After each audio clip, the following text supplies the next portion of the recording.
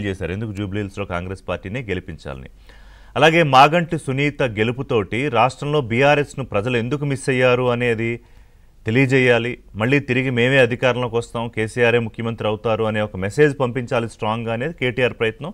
అదే స్థాయిలో ఆయన కూడా ప్రయత్నం చేస్తున్నారు. ఇక బీజేపీ ఏంటంటే ఒక విచిత్రమైన పరిస్థితిలో ఉంటుంది ఎప్పుడూను. ఒకటి బయటికి చెప్పేది ఏంటంటే దీపక్ రెడ్డిని ఖచ్చితంగా గెలిపించి 3 మారుతోంది. 3 మొదటిసారి వచ్చే అసెంబ్లీ ఎన్నికల్లో కాషాయ జెండా రెపరెపలాడించాలని తెలంగాణ ప్రజలు అనుకుంటున్నారు. ముఖ్యంగా అర్బన్లో బీజేపీకి బలం ఉందని ప్రూవ్ చేయాలనేది అధ్యక్షుడు రామచంద్రరావుతో పాటు ఇటు కిషన్ రెడ్డి, బండి సంజయ్ల ప్రయత్నం. కానీ పాపం బీజేపీ పరిస్థితి ఏంటంటే ఇటు బీఆర్ఎస్ బీజేపీని తీసుకెళ్లి కాంగ్రెస్ బాస్కెట్లో వేస్తుంది, రేవంత్ రెడ్డి తీసుకెళ్లి బీఆర్ఎస్ బాస్కెట్లో వేస్తారు. ఆ మాటకు వస్తే మొన్న జరిగిన పార్లమెంట్ ఎన్నికల్లో బీజేపీ సూసైడ్ చేసుకుని తన్ను తాను ఓడించుకుని బీఆర్ఎస్ సూసైడ్ చేసుకుని బీజేపీకి 8 సీట్లు వచ్చేలా చేసింది. కాబట్టి ఇప్పుడు తిరిగి రిటర్న్ గిఫ్ట్ ఇవ్వాలని బీజేపీ అనుకుంటోంది. జూబ్లీహిల్స్లో బీఆర్ఎస్ అభ్యర్థిని గెలిపించాలనేది సీఎం రేవంత్ రెడ్డి ఓపెన్గానే నేను మాట్లాడారు. కానీ బీజేపీ తన్ను తాను చంపేసుకుని ఇంకొకరిని గెలిపించాలని అనుకుంటుందా ఏ రాష్ట్రంలో అయినా? ఇప్పుడు బీఆర్ఎస్ అభ్యర్థి గెలవాలని నిజంగానే బీజేపీ ప్రయత్నం చేస్తుందా? అదొకటి. సో ఇక అభ్యర్థుల విషయంలో ఏంటంటే నవీన్ యాదవ్ ఒక రౌడీ షీటర్ని గెలిపిస్తారా, హైదరాబాద్ పరిస్థితి ఏమవుతుందనేది మొట్టమొదటిసారిగా ఇది మాజీ సీఎం కేసీఆర్ గతంలో ఫామ్ హౌస్లో జరిగిన భేటీల సందర్భంగా వచ్చిన మాటల్లో బయటకు వచ్చింది. సరే, ఆ కుటుంబానికి నేపథ్యం కొంత సిటీలో అలా ఉన్నా కూడా నవీన్ యాదవ్ చదువుకున్న యువకుడు, అతను బస్తీల్లో చాలామందికి అందుబాటులో ఉండే నేత, గతంలో కూడా పోటీ చేశారు. అక్కడ మంచి ఒక రెస్పెక్టబుల్ ఓట్లే సంపాదించుకున్నారు. సరే, గతంలో ఎంఐఎం నుంచి పోటీ చేసినా ఈసారి ఎంఐఎం పూర్తి స్థాయిలో కాంగ్రెస్ పార్టీకి మద్దతు ఇస్తోంది. కాబట్టి ఇవాళ బీజేపీ ఏంటంటే మతం అనే యాంగిల్ని ఎప్పుడు కుదిరితే అప్పుడు బీజేపీ తీసుకొస్తుంది. ఇవాళ అదిగో మైనారిటీ అప్పీజ్మెంటు కాంగ్రెస్ పార్టీకి మొదటి నుంచి అలవాటు. అందుకే మహమ్మద్ అజారుద్దీన్ని ఆగమేఘాల మీద అర్జెంటుగా క్యాబినెట్లోకి తీసుకోవాల్సిన అవసరం ఏమిటి లేకపోతే అనేది ఒకటి. అంటే ఒక డీసెంట్ ఓటింగ్ ఉంది, ముస్లిం ఓటింగ్ డీసెంట్గా ఉంది జూబ్లీహిల్స్ ఉప ఎన్నికల్లో కోర్స్. కానీ మెజారిటీ ఓటింగ్ హిందువులదే. కాబట్టి నిన్న ముఖ్యమంత్రి రేవంత్ రెడ్డి అదే అన్నారు. అంటే మీరు బీజేపీ ఇక్కడ డిపాజిట్లు కోల్పోతే హిందువులందరూ మీకు వ్యతిరేకంగా ఉన్నారని ఒప్పుకుంటారా అని. అలాగే ఇక రెఫరెండం అనే విషయం కూడా వస్తుంది. సీఎం భయపడుతున్నారు, ఓడిపోతామని తెలుసు కాబట్టే ఈ ఎన్నిక కాంగ్రెస్ పాలనకి రేవంత్ రెడ్డి పాలనకి రెఫరెండం అని ఎందుకు చెప్పుకోలేకపోతున్నారు అనేదేమో కేటీఆర్ అడుగుతారు. సో ఎలా ఉందంటే ప్రత్యక్షంగా మాటల దాడులు, వ్యక్తిగత ఆరోపణలు, ఇంకా క్యారెక్టర్ అసాసినేషన్స్ అక్కడ వరకు కూడా వెళ్ళిపోతున్నారు. అంటే పైకి చూడడానికి ఒక జూబ్లీహిల్స్ ఉప ఎన్నికే కదా, జస్ట్ ఒక అసెంబ్లీ బై ఎలక్షనే కదా అనిపించవచ్చు. ఇప్పుడు గతంలో కాంగ్రెస్ పార్టీ అధికారంలోకి వచ్చిన తర్వాత జరిగిన కంటోన్మెంట్ బై ఎలక్షన్లో కాంగ్రెస్ పార్టీ గెలిచింది. అప్పుడు ఇంత హడావుడి ఏం లేదు. చాలామందికి అసలు కంటోన్మెంట్ బై ఎలక్షన్ వచ్చిందని, కాంగ్రెస్ పార్టీ అభ్యర్థి అక్కడ గెలిచిపోయారు, సానుభూతి ఉన్నా కూడా అనేది పెద్దగా అంత ఇది లేదు. కానీ ఒక రాష్ట్ర అసెంబ్లీ స్థాయికి జరుగుతున్న స్థాయిలో జూబ్లీహిల్స్ ఉప ఎన్నిక ప్రచారం కానీ ఆర్భాటం కానీ ఉంది.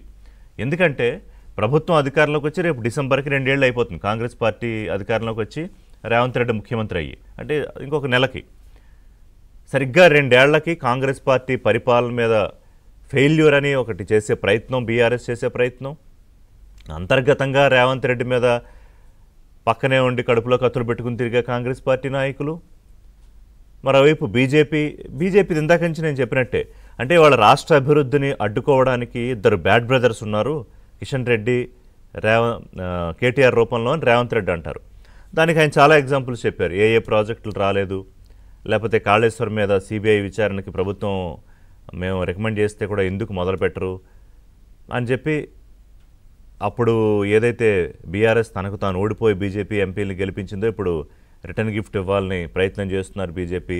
సో అని వాళ్ళిద్దరిని బ్యాడ్ బ్రదర్స్ లిస్టులో వేస్తే, చోటాబాయ్ బడేబాయ్ అంటే రేవంత్ రెడ్డిని మోడీని కలిపి చోటాబాయ్ బడేబాయ్ అని కేటీఆర్ అంటారు. సో ఇవాళ కాంగ్రెస్ పార్టీ, బీజేపీ, ఎంఐఎం ముగ్గురు కలిసి బీఆర్ఎస్ మీద దాడి చేస్తున్నారు రాజకీయంగా, మా అభ్యర్థిని గెలవనీయకుండా అనేది కేటీఆర్ ప్రజల్లోకి విస్తృతంగా తీసుకెళ్లే ప్రయత్నం. అందుకు తగ్గట్టు గత ఎన్నికల్లో ఎక్కడ హైదరాబాద్లో 1 సీటు గెలుచుకోకపోవడం కాంగ్రెస్ పార్టీ, సో అసలు రూరల్లో తప్ప అర్బన్లో కాంగ్రెస్ పార్టీ మీద కానీ రేవంత్ రెడ్డి మీద కానీ ఒపీనియన్ లేదని, అదే రిఫ్లెక్ట్ అవుతుందని జూబ్లీహిల్స్లో చెప్పే ప్రయత్నం ఆబ్వియస్గా చేస్తారు కదా బీఆర్ఎస్.